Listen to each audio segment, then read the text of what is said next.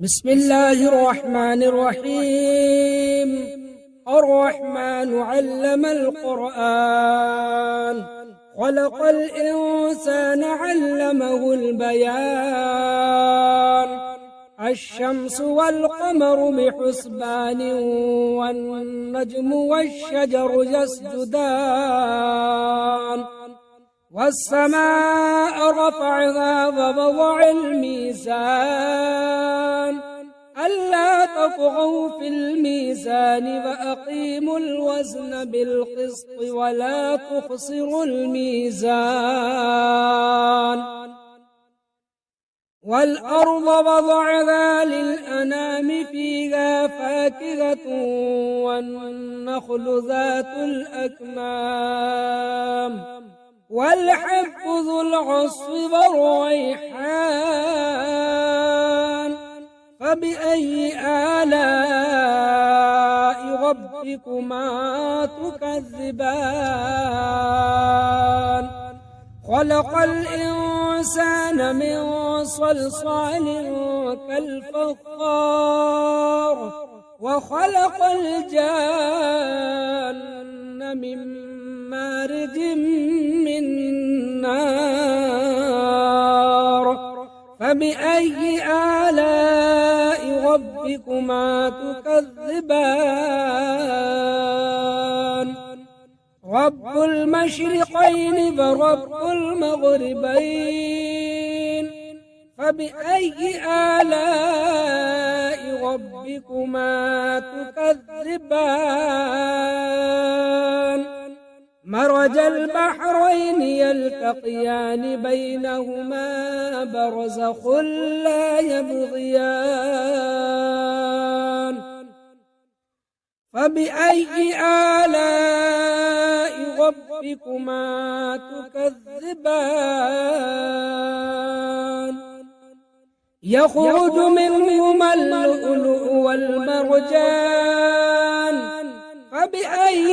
آلاء ربكما تكذبان؟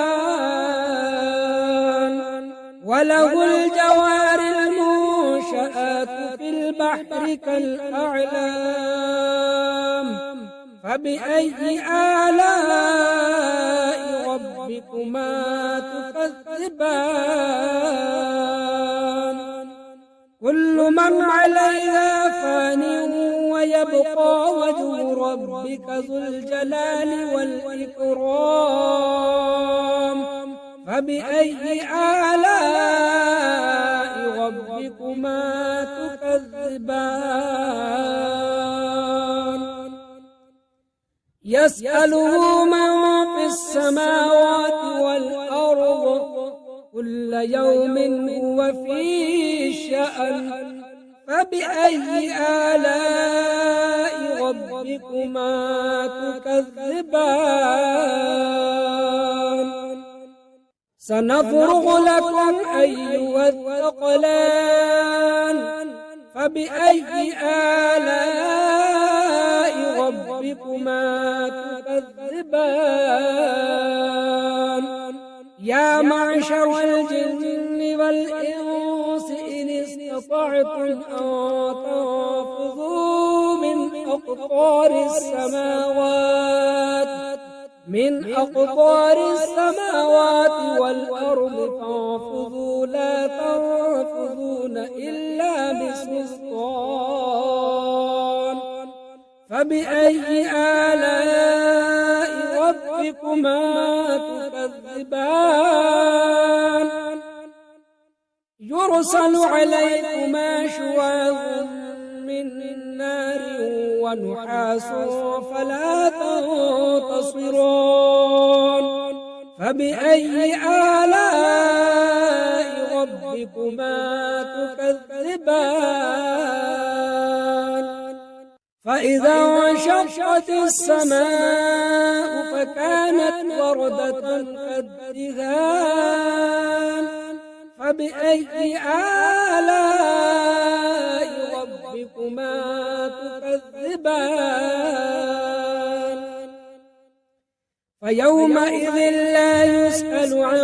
ذنبه إنس ولا جان فبأي آلاء ربكما تكذبان يعرف المجرمون بسيماهم فيؤخذ بالنواصي والأقدام فبأي آلاء ربكما تكذبان هذه جهنم التي يكذب بها المجرمون يطوفون بينها وبين حميم آن فبأي آلاء ربكما تكذبان ولمن خاف مقام ربه جنتان فبأي آلاء ربكما تكذبان ذواتا أفنان فبأي آلاء ربكما تكذبان فيهما عينان تجريان فبأي آلاء ربكما تكذبان فيهما من كل فاكهة زوجان فبأي آلاء ربكما تكذبان متكئين على فرش بطائنها من استبرق وجنى الجنتين دان فبأي آلاء ربكما تكذبان فيهن قاصرات الطرف لم يطمثهن إنس قبلهم ولا جان فبأي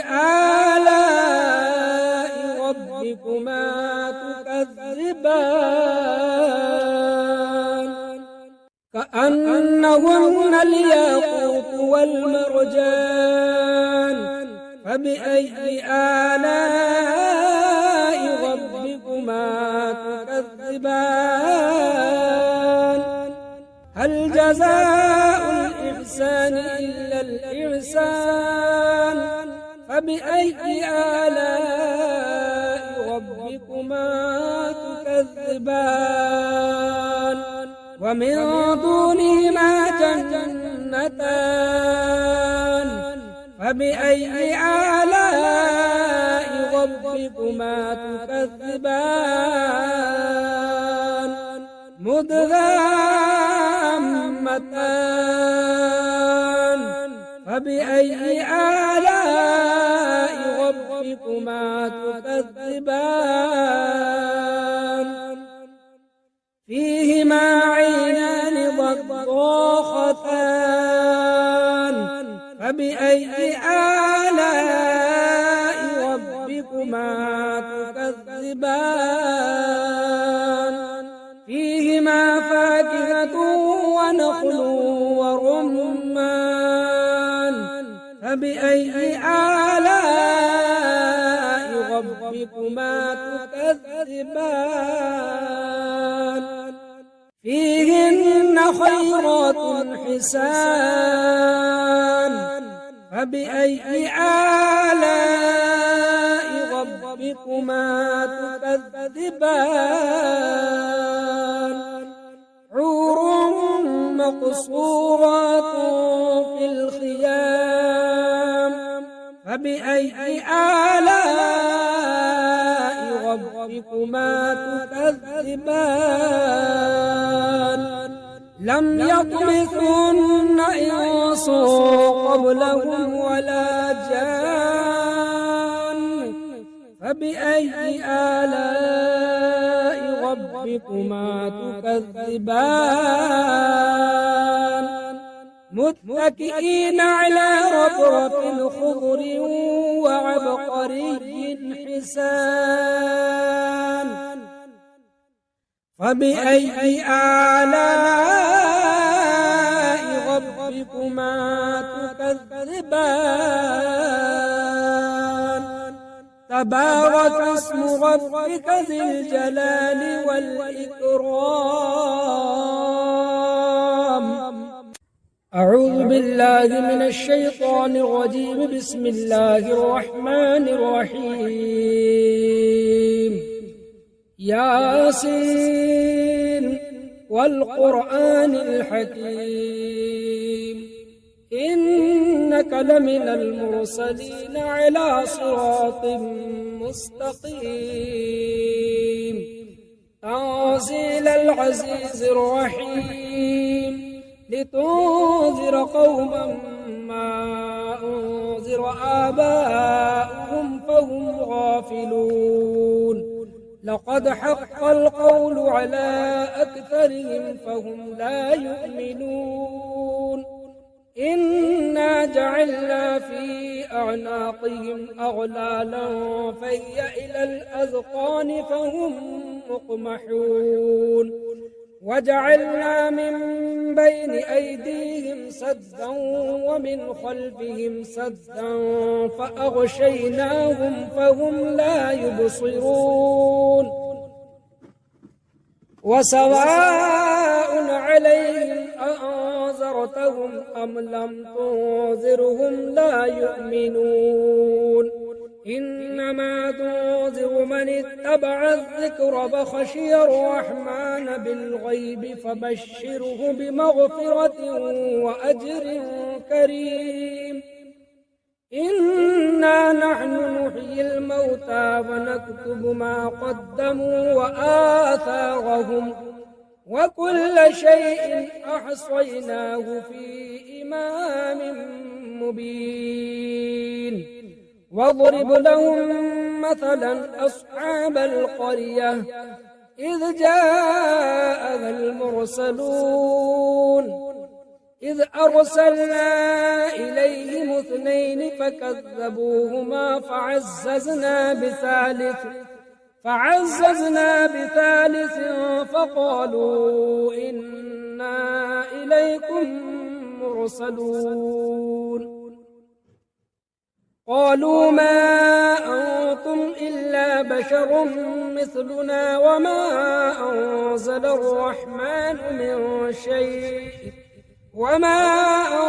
الرحمن من شيء إن أنتم إلا تكذبون قالوا ربنا يعلم إنا إليكم لمرسلون وما علينا إلا البلاغ المبين قالوا إنا تطيرنا بكم لئن لم تنتهوا لنرجمنكم وليمسنكم منا عذاب أليم قالوا طائركم معكم أئن ذكرتم بل أنتم قوم مسرفون وجاء من أقصى المدينة رجل يسعى قال يا قوم اتبعوا المرسلين اتبعوا من لا يسألكم أجرا وهم مهتدون وما لي لا أعبد الذي فطرني وإليه ترجعون أأتخذ من دونه آلهة إن يردني الرحمن بضر لا تغن عني شفاعتهم شيئا ولا ينقذون إني إذا لفي ضلال مبين إني آمنت بربكم فاسمعون قيل ادخل الجنة قال يا ليت قومي يعلمون بما غفر لي ربي وجعلني من المكرمين وما أنزلنا على قومه من بعده من جند من السماء وما كنا منزلين إن كانت إلا صيحة واحدة فإذا هم خامدون يا حسرة على العباد ما يأتيهم من رسول إلا كانوا به يستهزئون ألم يروا كم أهلكنا قبلهم من القرون أنهم إليهم لا يرجعون وإن كل لما جميع لدينا محضرون وآية لهم الأرض الميتة أحييناها فأخرجنا منها حبا فمنه يأكلون وجعلنا فيها جنات من نخيل وأعناب وفجرنا فيها من العيون ليأكلوا من ثمره وما عملته أيديهم أفلا يشكرون سبحان الذي خلق الأزواج كلها مما تنبت الأرض ومن أنفسهم ومما لا يعلمون وآية لهم الليل نسلخ منه النهار فإذا هم مظلمون والشمس تجري لمستقر لها ذلك تقدير العزيز العليم والقمر قدرناه منازل حتى عاد كالعرجون القديم لا الشمس ينبغي لها أن تدرك القمر ولا الليل سابق النهار وكل في فلك يسبحون وآية لهم أنا حملنا ذريتهم في الفلك المشحون وخلقنا لهم من مثله ما يركبون وإن نشأ نغرقهم فلا صريخ لهم ولا هم ينقذون إلا رحمة منا ومتاعا إلى حين وإذا قيل لهم اتقوا ما بين أيديكم وما خلفكم لعلكم ترحمون وما تأتيهم من آية من آيات ربهم إلا كانوا عنها معرضين وإذا قيل لهم أنفقوا مما رزقكم الله قال الذين كفروا للذين آمنوا أنطعم من لو يشاء الله أطعمه إن أنتم إلا في ضلال مبين ويقولون متى هذا الوعد إن كنتم صادقين ما ينظرون إلا صيحة واحدة تأخذهم وهم يخصمون فلا يستطيعون توصية ولا إلى أهلهم يرجعون ونفخ في الصور فإذا هم من الأجداث إلى ربهم ينسلون قالوا يا ويلنا من بعثنا من مرقدنا هذا ما وعد الرحمن وصدق المرسلون إن كانت إلا صيحة واحدة فإذا هم جميع لدينا محضرون فاليوم لا تظلم نفس شيئا ولا تجزون إلا ما كنتم تعملون إن أصحاب الجنة اليوم في شغل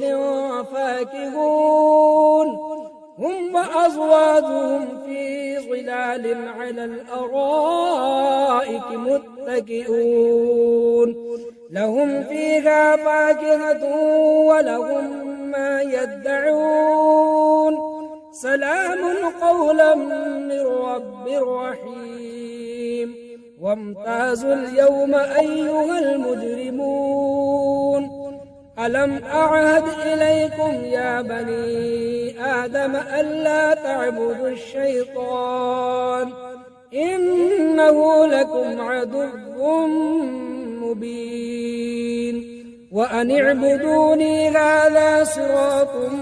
مستقيم ولقد أضل منكم جبلا كثيرا أفلم تكونوا تعقلون هذه جهنم التي كنتم توعدون اصلوها اليوم بما كنتم تكفرون اليوم نختم على أفواههم وتكلمنا أيديهم وتشهد أرجلهم بما كانوا يكسبون ولو نشاء لطمسنا على أعينهم فاستبقوا الصراط فأنى يبصرون ولو نشاء لمسخناهم على مكانتهم فما استطاعوا مضيا ولا يرجعون ومن نعمره ننكس في الخلق أفلا يعقلون وما علمناه الشعر وما ينبغي له إن هو إلا ذكر وقرآن مبين لينذر من كان حيا ويحق القول على الكافرين أولم يروا أنا خلقنا لهم مما عملت أيدينا أنعاما فهم لها مالكون وذللناها لهم فمنها ركوبهم ومنها يأكلون ولهم فيها منافع ومشارب أفلا يشكرون واتخذوا من دون الله آلهة لعلهم ينصرون لا يستطيعون نصرهم وهم لهم جند محضرون فلا يحزنك قولهم إنا نعلم ما يسرون وما يعلنون أولم ير الإنسان أنا خلقناه من نطفة فإذا هو خصيم مبين وضرب لنا مثلا ونسي خلقه قال من يحيي العظام وهي رميم قل يحييها الذي أنشأها أول مرة وهو بكل خلق عليم الذي جعل لكم من الشجر الأخضر نارا فإذا أنتم منه توقدون أوليس الذي خلق السماوات والأرض بقادر على أن يخلق مثلهم بلى وهو الخلاق العليم إنما أمره إذا أراد شيئا إذا أراد شيئا أن يقول له كن فيكون